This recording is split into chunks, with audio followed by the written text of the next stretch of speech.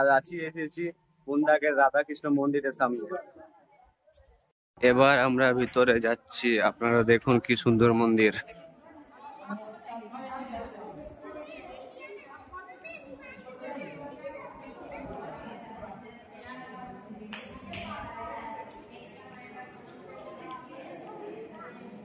এটা হচ্ছে মন্দিরের লিফট, আপনারা যদি উপর যেতে চান তো লিফটে যাওয়া যাবে।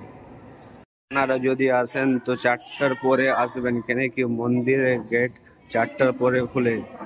এখানে সব কৃষ্ণ ঠাকুরের ছবিগুলো আছেন।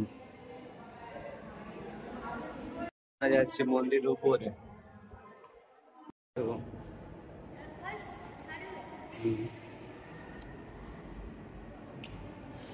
আর আমরা এসে গেছি মন্দিরের উপরে। এবারে দেখুন নিচের নাজারা কি সুন্দর দেখতে। আমরা যাচ্ছি নিচে। আরে আমরা যাচ্ছি পেছনের দিকে মন্দিরের। এখন আমরা মন্দিরের পেছনের দিকে এসে গেছি, কি সুন্দর দেখতে। এবারে যাচ্ছি আমরা মন্দিরের ভিতরে, দেখুন কি সুন্দর মন্দির।